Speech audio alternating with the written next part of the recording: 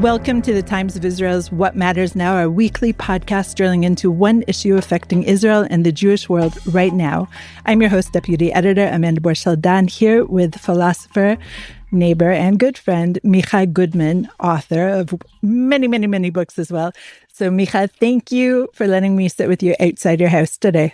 Thank you, Amanda. It's nice to be here. It is so nice to be here. Listeners, you'll hear bird song. You may hear some neighbors. It's a beautiful day, and I'm so grateful to be looking at your view. I have no view at my house, Micah, so I'm a little jealous. And it's just, I'm filled with gratitude, actually, in this moment to sit here right now, not just because my 3-year-old is at home with his older brother and I'm not there. So thank you very much. My pleasure. Today is the eve of Purim, one of the holidays that I actually despise. And we've talked about that in the past, but I have to say I kind of dislike every single Jewish holiday. And this morning I was walking my dog, Happy, the naughty dog, whom you've met several times. Mm-hmm. And I kind of figured out why. Why do I dislike Jewish holidays so much? And I think it's any holiday, really. And it's because it takes me out of balance, right? My life is a carefully crafted balance of work and home and, 7 kids and occasionally friends. And every holiday takes me out of balance. Purim, I think, takes me the most out of balance because it is the most out of balance holiday. Would you agree with me on that? It's interesting. Purim is like the moment where there's a sense that we're supposed to hide. We're supposed to somehow disappear into a different personality. So by definition, you're out of balance. But I think the purpose of Purim is to return to balance, because the only way to have balance is to somehow have moments of disruption in our equilibrium of our life. And I think that Purim does that. It shakes things up.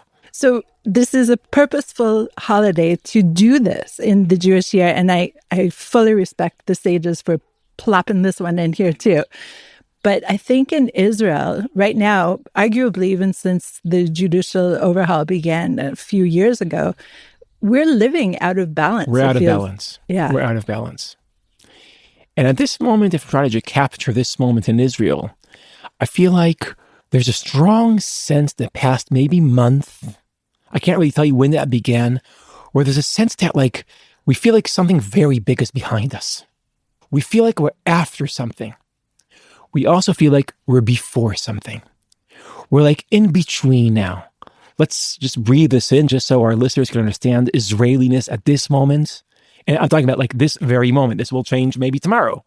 But at this moment, it seems like we're after and before. We're after Iran attacked us with all its proxies, and their proxies were smashed, and Israel was saved from that massive attack. We're after that. We are after the large phase of the war in Gaza, or after that. We're in a moment in Israel where there's all these investigations trying to figure out what happened, what went wrong, how did the entire system collapse on October 7th and the days before and the days after. So we're looking back now. Last time I was, you interviewed me here, there was a sense that we're in the middle of something very big. Well, now we're after something very big. But we're also before something very big. And here's the thing. We don't know. We are before, is there going to be a hostage deal? By the way, I always used to say brothers and sisters. Now I say brothers. We have 24 live men in Gehinnom, in hell, in Gaza now. And we have to bring them home. They are brothers. We have to bring them home. And will that happen?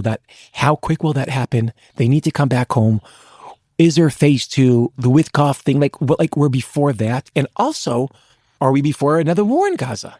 We probably are so before that. And then there's the day after question. And Trump's, so we are after and we are before. We are in a moment that's in between. I think that's, if you agree with me, that's, I think, the energy of Israel right now. I would agree with you, but I would have to say, I think it's the energy of Israel almost all the time. And right now we're just feeling it even more because it's like our whole view is tilted and we're trying to fight to right ourselves at the same time that we're also having all of these external things happening. And so the people themselves are out of balance, and the democracy is perhaps out of balance, and the political spectrum is out of balance. And we have our hearts also in Gaza, and we're also wondering what the heck is going on in Doha right now. Yeah. There's so much going on all the time. Our news cycle is so fast. But at the same time, we have to live our lives too every single day and sit in the gratitude and say, wow, your lavender is luscious. Micah, kol hakavod. And it's so hard to have all of this at the same time. Yeah. But I'm focusing my thoughts now looking ahead. The hostage deal, the day after in Gaza. And is it possible to create a massive Israeli consensus around these questions? This is what I'm thinking about in the past. And I think you should stop the sentence even earlier. Is it possible to create an Israeli consensus? Yes. Let's start with the hostage deal, okay? Okay. So just to back up slightly, right now we have in Doha, we have the U.S., we have obviously Qatar because they happen to live there. We have an Israeli team, not the first A team. We have the second B team, which is pretty interesting in itself. And we have the U.S., maybe I already mentioned the U.S., but the U.S. being Witkoff, who arrived, I believe, just today. And I think the focus of the talks, as far as I understand it, is meant to be on what people are calling the Witkoff proposal, which is essentially a 60-day ceasefire. In exchange, Israel will get back 10 living hostages. And as you said, there are 24 potentially, hopefully, living hostages still in Gaza. So within 60 days of the ceasefire, 10 living hostages would come back. This plan, as far as we understand it, was created in coordination with Ron Dermer, who is, of course, Israel's A-team on the hostage situation right now. So, Micah, it's not phase 2, right? It's not the mediated phase 2. It's kind of more of a phase 1.5. Phase 1 finished Saturday, depends how people count, but it finished. And so the question for many people here is, should we even continue to draw this out versus just go back to war? Well, yeah, so that's a very important and very passionate Israeli debate that's taking place as we're talking, where this war against the Hamas part of this war has two goals. We need to destroy Hamas. We have to bring our brothers back home. And by the way, also the rest of the dead hostages, we have to bring them all home. But our first priority is to bring in the people who are suffering as we're talking. That's another thing that's happening in Israel. We know how much they're suffering now. Because our brothers and sisters that came home, they're coming home with stories, and we realize what they are going through. And we have to bring them home. We have to bring them home as quickly as possible. So the question is, how do we balance these two goals? And there is a sentiment.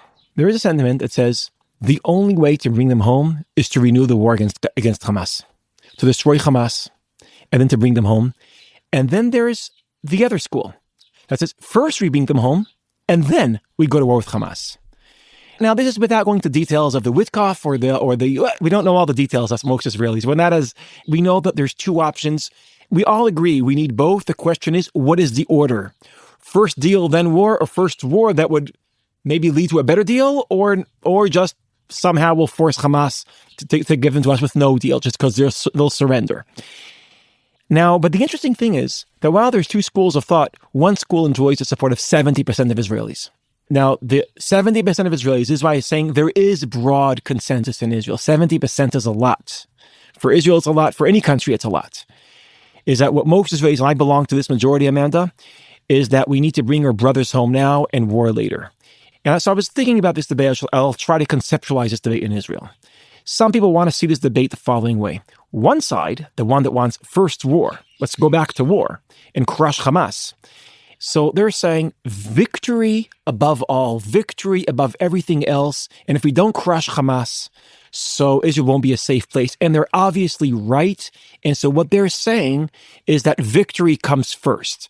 And the other school seems to be saying that it's Kedushat HaChaim, the sanctity of human life. So it seems like one school puts the collective over the individual and the other school puts the individual over the collective. And when you organize it that way, it seems like, oh, the liberal camp, they're for a deal. The more nationalistic camp, they're against the deal. Oh, so here we have it. It's right versus left. It's just the regular battle lines of Israel. And that's it. The thing is, that conceptualization is 100% wrong. It is not a right versus left question. I can prove it to you using the data. Ever since October 7th, Israelis are moving much more to the right. At the same time, 70% of Israelis are for this deal. So it's not a left-wing idea, this deal. It's not a right versus left. We should think about it differently. And what this is not liberalism versus nationalism. Although I think I told you once on this podcast, I think most Israelis are hybrid. Most Israelis are simultaneously very liberal and very national, and that's Israel's superpower, that we're hybrid. Not all Israelis, the extremists on the left, they might be only liberal, and on the right, they're only national, but most of us are hybrid. And hybrid Israelis want this deal. And we want this deal not because of the liberal side of our identity, but because of our patriotic national side of our identity. Nationalism, patriotism, collectivism, it creates not one but two things. One is a strong need for national security. We don't trust anyone in this neighborhood besides ourselves. And with all that suspicion, we have to build a strong army to protect us and to defend ourselves and to restore our deterrence. That's one thing that patriotic people want, national security. But a second thing that patriotism gives birth to is solidarity. And what we're seeing in Israel, and I think this is probably in the entire Jewish world, but I'm living this in Israel, is that the hostages coming home, every Israeli, for the deal or against the deal, every Israeli looks at Agam Berger, looks at Liri Elbag, and there are sisters. There are sisters. And Eli Sharabi, he's our brother. And that's what nationalism does. The alchemy of nationalism. It liberates certain emotions where you experience people you don't know as your brothers and your sisters. That's nationalism. So nationalism does two things. It creates fear and it creates love. Fear of your enemies and love for your people. This debate over the hostage deal, it takes the two fruits of nationalism and they clash each other. National security and solidarity clash each other. Because it's as if I think about national security, I'm against the deal that will free thousands of murderers. But if I'm thinking about solidarity, it's national security versus solidarity. It's the two fruits of nationalism, fear of my enemies. I'm against the deal. Love of my people, I'm for the deal. So this is not liberalism versus nationalism. It's two different aspects of nationalism clashing with each other. That's why it's not a right-left issue. Israelis are very national, but the two aspects of nationalism are clashing. I think that's now. Between the two, why do I choose solidarity over national security? Why do I choose? And I'll tell you why. Because without solidarity, we don't have national security. If you ask what's leading our brave soldiers, and it's hard to exaggerate how brave our soldiers were during this war and still are. What drives them for all this self-sacrifice and devotion? And people in Miluim and reservists, I don't know how much our English-speaking listeners know what it means to be a Miluimnik, a reservist in Israel, where you're taken out of your home, you're 37, an accountant in Herzliya, and now you're 140 days in Khan Yunis. Then it's finally over, you come back home, and you're called up again because we don't have enough soldiers. Because, not enough people serve. Because of other reasons, not enough people serve. So you're called back again, and now you're in the Jordan Valley for 2 months, and then you're called back again. And they show up in big numbers. So you're asking, what is that? That's solidarity. Solidarity is the foundation of our national security. Rambam taught us something interesting, Maimonides. And this is one of the greatest contributions of Maimonides to the collective wisdom of the Jewish people. And that is that we become what we do. The actions, what we do, doesn't only reflect our personality, it also shapes our personality. This decision is going to shape our collective personality. And if we choose to go back to war when we know that they are there, our brothers are there, that will change us. That will be a direct attack on the most precious thing that Israel has, the fact that we're all brothers and sisters. And And if our solidarity weakens in the long term, our national security will weaken. So choosing solidarity over national security is choosing national security on the long run. I mean, we've actually seen that in the past, obviously, with the judicial overhaul protests and things of that nature, because the solidarity of the country was so shaken during that the unity was also really in question. But obviously, when the national security was threatened, then we saw solidarity. Exactly. And without solidarity, we wouldn't have any national security. So giving up on our brothers for national security, it's a little bit of a paradox. Giving up on solidarity will risk our national security. But after saying that, I want to make another point. Okay, before you make that point, I just want to ask you something.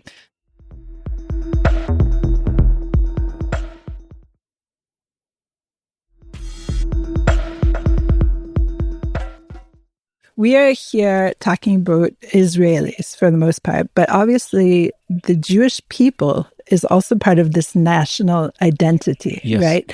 But they don't have the national security fears that we do as well.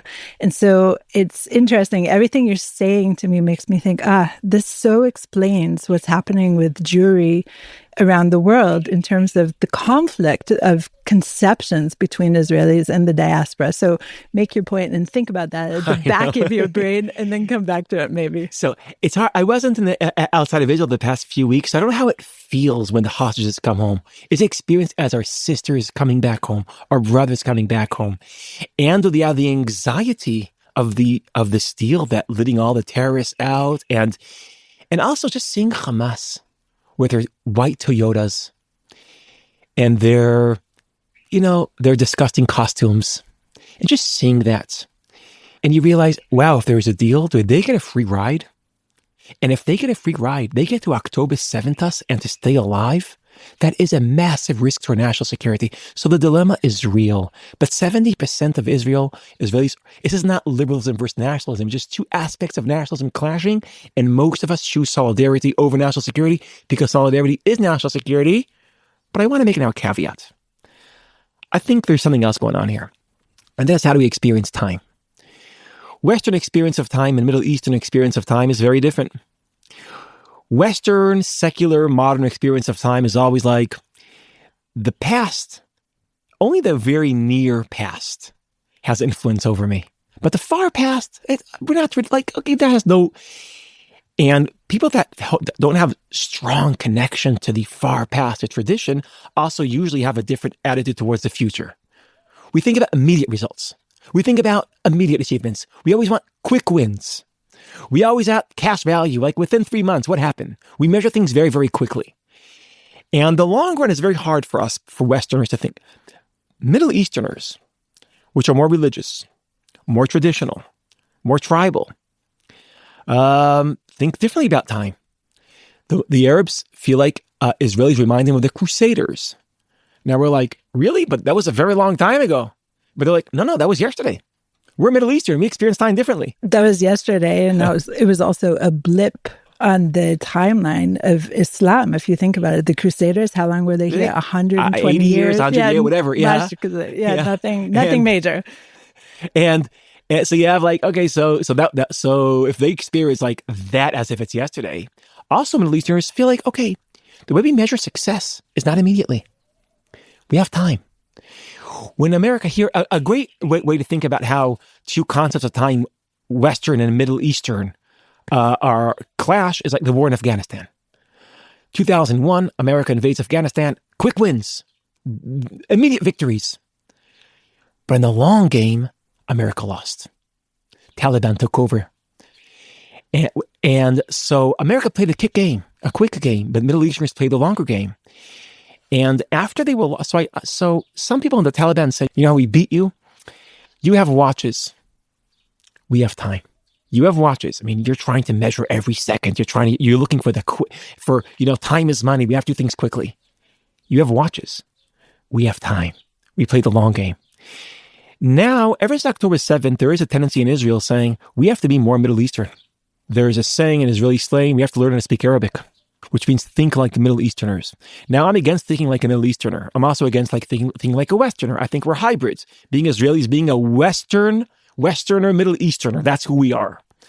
And I think many of our values are Western, like cherishing human life and individual life. But maybe the way we experience time is to be Middle Eastern, and this is how this will be played out. What happens if we go into war now against Hamas? I think our chances of succeeding are very low. I'll tell you why. One, we don't have the element of surprise. I mean, if we're going to war now, they're waiting for us. They know we're coming. Two, we're limited in using power because our brothers are there in the tunnels. Just to remind you, not you, but our listeners, if Hassan Nasrallah, the leader of Hezbollah, would have had 4 hostages with him in the bunker, he would have been alive today. The only reason why he is dead and Hezbollah is crushed is because they didn't have any hostages. The reason why Hamas is not crushed is because they have hostages. So going into war now, we don't have an element of surprise, and we're limited in our ability to do real damage to Hamas. That didn't change. And finally, because 70% of Israelis want a deal, if we go into war without a deal, it won't be a war supported by all the Israelis. And Israel doesn't know how to win wars that don't enjoy a massive consensus. But now let's think about it differently. What happens if we make a deal, pay the price, bring our brothers back home, and also all the dead hostages? We bring them all back home, our brothers and our sisters back home. And then a half a year from now, a year from now, a year and 2 months from now, I don't know when we're ready and they're not, out of the blue, a surprise attack on Hamas. Micah, why in the world would Hamas give up all the hostages? Why in the world would they not surround themselves with the 4 last hostages? That's a very good question. But I'm saying if there is a possible deal, if there is a deal. So the war that's after the deal is a war that is managed starting without the 3 obstacles. We have the element of surprise. 1, we don't have hostages protecting Hamas. 2, and guess what? Israel would be behind that war, with a war that enjoys unity and consensus, which means, and this is what I'm saying to Israelis in the past few weeks, a deal does not replace victory. It's not instead of victory. The deal is a condition to achieve victory. Without a deal, there is no victory over Hamas. But what does that mean? That there is no victory now. We have to experience time in a Middle Eastern way to buy this thesis. Because if we're all Western thinking led Israelis in the past to want peace now. Now it's leading Israelis to want victory now. But the only peace that's possible is that peace doesn't come now. And the only victory that's possible is the victory that doesn't come now. Micah, wouldn't you say that since Hamas gained control of the Gaza Strip, we've entered into basically a controlled management of Gaza, meaning it was never about victory. It was always about true. That's true. It's because we didn't understand where we were living. We made a big mistake that we let Hamas grow and live and prosper. So we made a very big mistake. What would be the difference? The difference is that we learned from our mistake. The difference is that by the way, this is the Israeli debate. The first way it's to conceptualize this debate is different aspects of nationalism. A different way is different experiences of time. A third way is to ask, do you believe that Israelis changed on October 7th? People in the Israeli right that are against the deal, they're saying, we know what's going to happen. After they come home, after the hostages come home, Israelis will be tired of this war. We'll go back to our startup nation. Tourism will come back. Investments will come back. We'll fall in love with the peace and quiet, and we won't want to violate that with a surprise attack on Hamas. That's thesis number 1. Thesis number 2 is, yes, the people that would have done that were the Israelis, pre-October 7th Israelis. We're new Israelis. We're different Israelis. We know that Hamas can't stay alive. And we have our time. We're Middle Eastern, but one day, in the not far future, but not in the immediate future, when our brothers come home, we're going to get them. Now, I think Israelis changed. That's the debate. If you don't believe Israelis changed, you think if we take this deal, Hamas gets a free ride. If you believe Israelis changed and you have a Middle Eastern concept of time, you know Hamas does not have a free ride. So I believe that Israelis changed. I believe we're not the same people we were pre-October 7th. I think that, if we look at Israel's history, The Yom Kippur War transformed Israel. October 7th is a much more transformational moment than the Yom Kippur War. So, and in that sense, if we're willing to experience time in a Middle Eastern way, victory will come only if it's not victory now. Our brothers, because you see, there's two watches here. There's the way we experience historic time and biological watch. There's the biological watch. The biological watch, that's our hostages. They're in the tunnels. They're in the Shoah. I think we could say that. They're in the Shoah now. We have to bring them home. They don't have Middle Eastern time. They don't have time. We have to bring them home. But the destruction of Hamas, that will come. And it will come when we're united. One, the hostages aren't there, and we have the element of surprise. That's how we'll take out Hamas. I still don't think that, I mean, I hear you and I understand your theories, but I still don't think that Hamas will ever give up all the hostages. Okay, so here's the big question. If Hamas won't give up all their hostages, so there is no dilemma. There is no deal. So we have to go back to war. But Hamas says that they're willing to give up all the hostages if we give up on the war. And I say, let's take it. You know why? Because I trust Hamas. I trust Hamas that they'll give us not one, but 17 reasons to attack them. I mean, the way I see it, I maybe this is a little bit too an overstatement, but I told some Israelis that are against the deal is saying you think Israelis didn't change. You must think that Hamas did change. You think Israelis didn't change because they won't have what it takes a year from now when we're enjoying the fruit, when the war is over, to resume war. And you think Hamas did change. It's like they're not gonna make a mistake and fire a rocket at us. My assumption is the opposite. Israelis changed, Hamas didn't. And those two assumptions means, yeah, the war will end and then it will begin. And Hamas will give us 17 reasons why to begin that war.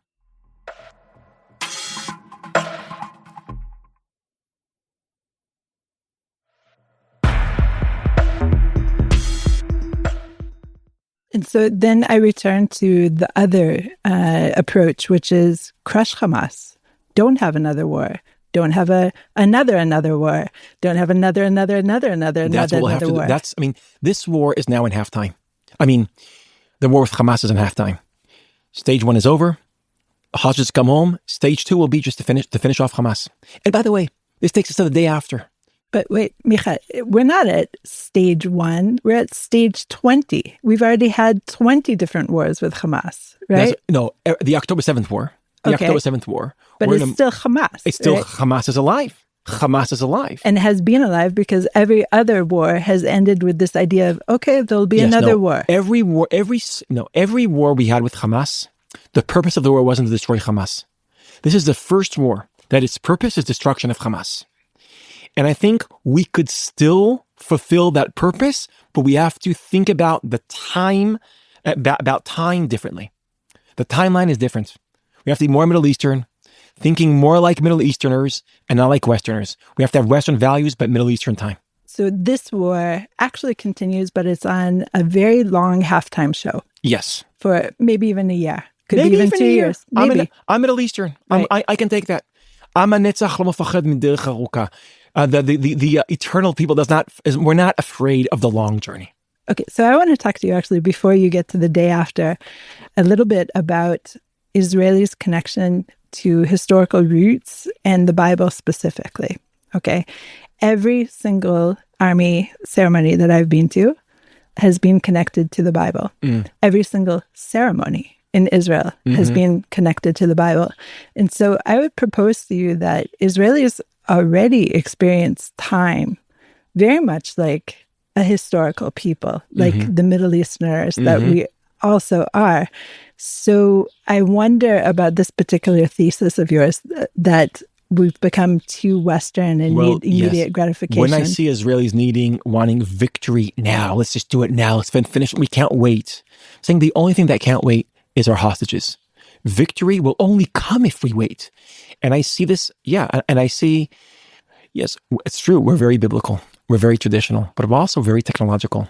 And technology trains your mind to have immediate results. You press a button, a light is on. You press another button and your voice is heard. I had a conversation with somebody in Australia today. I pressed a button, bang, my voice is in Australia. Technology trains our mind to think about immediate results. And this war, we will win this war only if we wean ourselves from our addiction, our Western addiction to immediate results. Okay, very interesting. Obviously, of course, many of the biblical characters could also have used that advice, right? That's right. Okay, so let's turn to the idea of the day after. And right now on the table, there are basically two main approaches. One is the Trump approach, which is essentially to clear the Gaza Strip of its population in order to rebuild it and potentially allow the population to return. Not very clear on that part. And the other approach is to not clear the population and to allow the Gazans to remain. That's also not very clear how that's going to happen. Of course, both parties, the Trump approach, the American approach versus the Egyptian approach, the Arab leadership approach, they have a lot of their own agendas in proposing these two different approaches. And I don't know, when I heard the Trump approach, I just didn't even feel like it was a serious proposal, but more like something to push the envelope a little farther. I'll tell you, there's, I think, a deep connection between infantile way of thinking and utopian political thinking. What do children want? Daddy, make the problem go away. Please just make it go away. Or make whatever I want appear suddenly Bang. Yeah. Now, maturing is understanding problems are here to stay. You can't press a button and it will disappear. So you have to deal with it. Now, I think there's the two dominant approaches. Let's say you're sitting in Nir Oz in the kibbutz next to Gaza. They went through a terrible catastrophe on October 7th.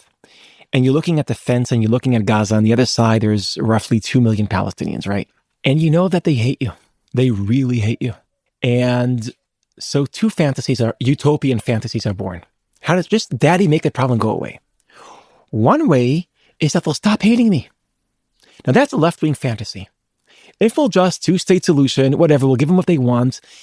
Eventually, there'll be coexistence. They won't hate me anymore. Trump brought a different approach. It's not that the hate will go away. The Palestinians will go away. Boom. Boom. So now both fantasies are utopian and infantile and childish. Just one approach says the hate won't be there. The other said the Palestinians won't be there. Now, I belong to centrist, center-right, center-left, center-center Israelis, which a majority of Israelis realize two things. One, they will always be here. The Palestinians, they're here to stay. Even if, 200,000 of them migrate from their own will somewhere else. Okay, so it's not 2 million, it's 1.8. Okay, the Palestinians are here to stay. And guess what? They'll always be hostile. For the foreseeable future, they will hate us. And if the hate is here to stay and the people are here to stay, which means the problem is here to stay, we have to liberate ourselves from the addiction to those fantasies.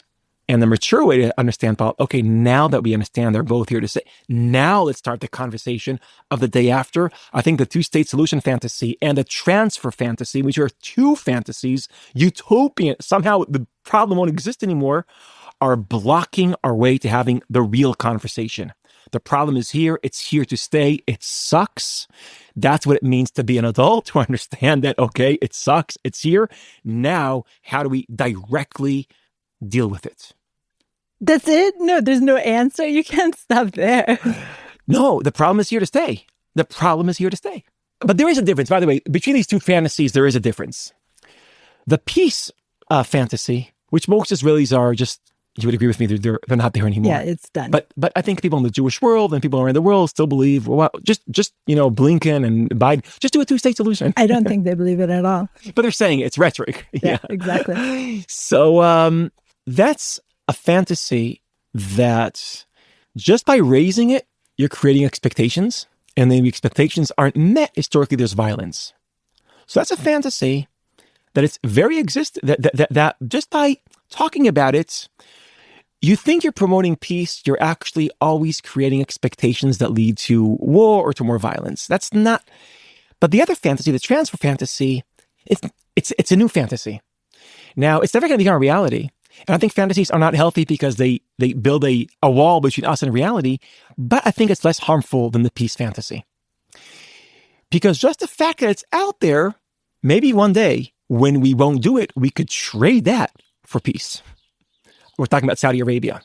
So while the two-state solution is something that when it doesn't happen, like The second intifada has everything to do with the fact that the two-state solution fantasy turned out not to be a reality. So there was expectations, it didn't happen, boom, we have a second intifada, a certain form of a war. The transfer fantasy, it's not going to happen, but just the fact that it's out there, maybe down the line, someone will be able to trade that for normalization with Saudi Arabia. So it's, as opposed to the two-state solution, when it doesn't happen, doesn't lead to war, it could lead to peace. So it's a less harmful, these are both fantasies. This one is a less harmful fantasy. I would agree with you that if it were to happen, it probably would play out like that. It's some kind of peace package with Saudi Arabia, a domino in the way to getting to that peace package. But I just wanted to ask you, I know we've been talking for a long time.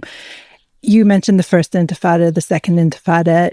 I wonder sometimes, we've been so looking at Gaza, Hamas and Gaza, but it appears to me, I mean, obviously there's been an uptick in terror attempts and successes over the past several months. And I do wonder if we should be conceiving of this period as the third intifada versus the Gaza war, because, of course, Hamas has taken over much of the Palestinian West Bank and they reign there for all intents and purposes. And so even if we do create some kind of, I don't know, cessation of hostilities for the moment, halftime show in Gaza, we still have the West Bank to deal with. And the mediation that's happening in Doha right now is not going to be covering that. So are we potentially right now? I would say the chances are not low that we're facing a third intifada. The chances are not low. I don't know. They're also Iran. We're before big things. Yeah. We're after things that are very, very big things happen. We're after them. We're thinking about them, reflecting on them, we're investigating them. And we are in a moment of uncertainty. We know we're before 2025.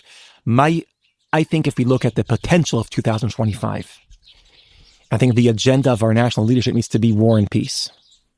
Peace between Israelis. How to reach a real peace agreement between Israelis. And as I tried to show here, even on the most loaded questions, most Israelis agree. On the most loaded questions, there's critical mass of agreement in Israel. And yet, the paradox of Israelis, that while most of them agree, they still fight with each other and can't stand each other. That's the paradox of it. We're ideologically, we're closer than ever, but emotionally, we're further from each other than ever. Until the moment of truth, right? Until the moment of truth. And so we need peace, and there might be an opportunity, an Iran opportunity this year. So this might be the year of peace and war. But the only war that's successful against our enemies is a war that comes out of a unified Israel. So I think that's how our national leaders have to be thinking about. I'm not sure they're thinking about it this way, by the way. I don't think they know that the condition for war is peace. War with our enemies is peace within ourselves. That's why I'm for a deal. We have to because if we go to war, it will break the peace between Israelis. Many Israelis won't support that war. It would break our unity. A war that's after the deal is where it comes with unity. I think the same goes for Iran. We have to make peace inside and then war with our enemies. And that might be 2025. Micah, I could speak with you for hours, but I've taken up too much of your time. So thank you for letting me sit in your lovely garden, listen to the birds, and see your great view. Thank you very much. Pleasure. Thanks for listening to the Times of Israel's What Matters Now. I'm Amanda Borschel-Dan. If you have any comments or questions about this or any other episode, please drop us an email to podcast@timesofisrael.com. This episode was produced by the Podwaves. Until next week, Shalom.